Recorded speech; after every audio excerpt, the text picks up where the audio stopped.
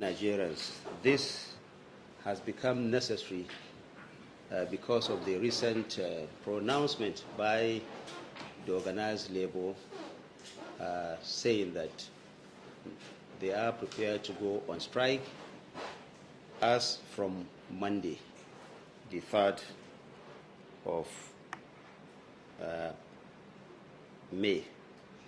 June, thank you. But I think it is important that I just lay a little background before I continue. Recall that on the 20th of January of this year, President Bola Ahmed Tinubu inaugurated a Tripartite Committee on the new national minimum wage. Now, since its inauguration on that day, the new National Minimum Wage Tripartite Committee has held about 7 plenary meetings, meaning that all members of the Tripartite Committee have come together at least 7 times. This, of course, again, is in addition to the zonal meetings held by these committees in the various zones of the country. Meetings were held in Lagos, Abuja, Enugu, Kano, Uyo, and Yola. These are the zonal meetings in each of the 6 geopolitical zones of this country. Now, the new committee, inaugurated by Mr. President, had as its chairman an independent person of repute who has worked in the public service of this country, a retired civil servant, a retired head of service of the Federation by name Alhaji Bukar Gwani Aji. He is at the head of that tripartite committee meeting. Now, there are 3 parts of this committee, like the name suggests. One is from the government side. Now, the government side has the federal government, the state governments, and the local governments. In other words, it's not just the federal government, it is the federal government with the subnationals. On the side of the federal government, we had the Minister of Budget, Minister of Finance, and the Minister of Labor. It also included representation from the Office of the SGF, from the Head of Service, and the Salaries and Wages Commission. On the part of the state governments, about 6 of them were also there. We had governors of Niger, Katsina, Ogun, Cross River, Anambra, and Bauchi. Now, I want to emphasize that care is taken not to include only those within the ruling party. The governor of Bauchi is not of the APC. The governor of Anambra is not also of the APC. He belongs to another political party. Now, there were also representation from all the local governments across this country. That is on the part of government. Second, the organized private sector is also involved. They are represented by 1, the Nigerian Employers Consultative Association, NECA. There was also the Manufacturers Association of Nigeria, NASIMA, National Association of Small and Medium Enterprises. All these are representing the private sector. On the other hand, there is also representation from the organized labor, including the Nigerian Labour Congress and the Trade Union Congress, of course, with all its affiliate bodies. Now, I want to also state that the last minimum wage regime expired on the 8th of April 2024. Now, because negotiation into the new labor minimum wage has not been completed, the federal government insisted that the wage award, which was originally supposed to last only 6 months, has been extended until such a time when the new national wage regime comes into being. In other words, the 6 months pledge made by the federal government to continue to pay wage award will not stop until the new national minimum wage comes into being. This, of course, is done in good faith by the federal government to ensure that no worker loses out as a result of delay for whatever reason to arrive at the new national minimum wage. Now, having expired on the 8th of April, the federal government is still continuing with that engagement, like I said. Now, on the 31st of May, 2024, in one of its meetings, which is supposed to be the 7th meeting of the Tripartite Agreement, Labour walked out of that meeting. This, of course, was to be the 3rd time that Labour was walking out of meeting of the Tripartite Committee. On the 2 previous occasions, Labour was persuaded and they saw reason to come back to the negotiating table. We are also hoping that Labour will again see reason this time around to also return to the negotiating table in the interest of Nigeria. Now, let me say that on Tuesday, the 28th of May 2024, the Tripartite Committee, comprising 36 members, I need to say this also, that each membership, part of the Tripartite Committee had 12 members. The federal government, the state government, and the subnationals on one side, the organized labor on another, and the private sector also on another. So, meaning that 12 members each were represented in the Tripartite Committee, meaning that you had 36 members, plus the chairman, who is an independent person. Now, after that meeting, the federal government made an offer of 60,000 naira per month to workers. Now, I want you to note that the federal government indeed had to painfully push other members of the tripartite agreement, meaning the organized private sector, to accepting this 60,000, because it was indeed very hard for them to swallow. But the federal government, in the spirit of our collective bargaining, in the spirit of trying to find a common ground so that Nigeria will continue to enjoy industrial harmony and peace, the federal government insisted, and the organized private sector also accepted 60,000 naira as minimum wage. It is only the organized labor, the Nigerian Labour Congress, the TUC, and its affiliates that rejected this and walked out of the meeting. This position, meaning the new minimum wage proposed by government and the organized private sector, represents a 100% increase on the existing minimum wage of 2019. 100% increase.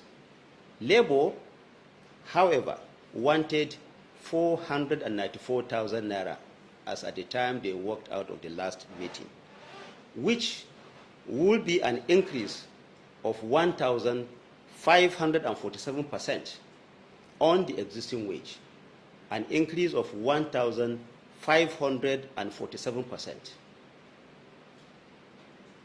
The sum of 494,000 as minimum wage proposed by Labour is seeking cumulatively an amount in the sum of 9.5 trillion naira by the federal government. This is only for federal workers that are only 1.2 million in number, meaning that if government accepts the position of Labour,